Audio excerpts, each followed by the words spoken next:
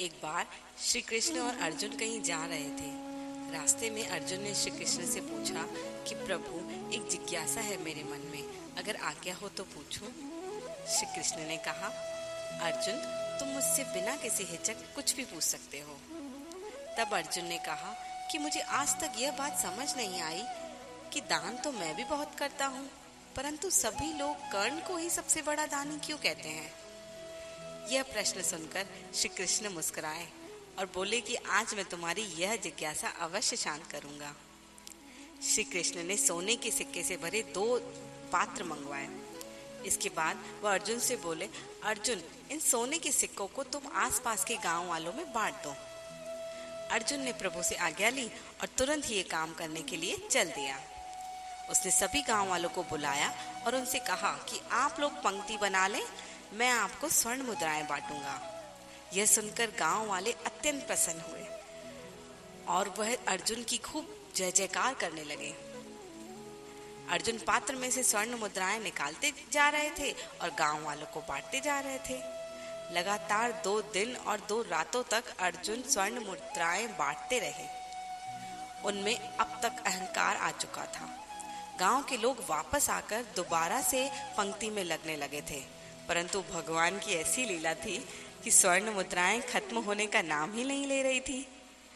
अर्जुन अब काफी थक चुके थे। उन्होंने श्री कृष्ण से कहा, भगवान, अब मुझसे और यह काम न होगा, मुझे थोड़ा विश्राम चाहिए।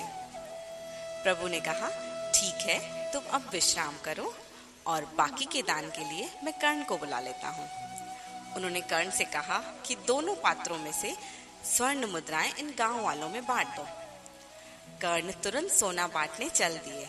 उन्होंने गांव वालों को बुलाया और उनसे कहा, यह सोना आप लोगों का है, जिसको जितना सोना चाहिए वह यहाँ से ले जाए। ऐसा कहकर कर्ण वहां से चले गए। ये देखकर अर्जुन ने कहा कि ऐसा करने का विचार मेरे मन में क्यों नहीं आया? इस पर श्री कृष्ण ने जवाब दिया कि अर्जुन, तुम्हें सोने से मोह हो गया था। तुम खुद से यह निर्णय कर रहे थे कि किस गांव वाले को कितनी जरूरत है। तुम में दाता होने का भाव आ गया था। दूसरी तरफ कर्ण ऐसा नहीं है। वह सारा सोना गांव वालों को देकर बस वहां से निकल गए। उनके सामने कोई उनकी जय जयकार करे या उनकी प्रशंसा भी करे, वो ये नहीं चाहते थे, और उनके पीठ पीछे लोग क्या कहते हैं उससे उनको कोई फर्क नहीं पड़ता। अर्जुन, यह उस आदमी की निशानी है जिसे आत्मज्ञान मिल चुका हो। इस तरह श्री कृष्ण ने बहुत ही खूबसूरत तरीके से अर्जुन को समझाया। अर्जुन को भी सब अपने प्रश्न का उत्तर मिल चुका था।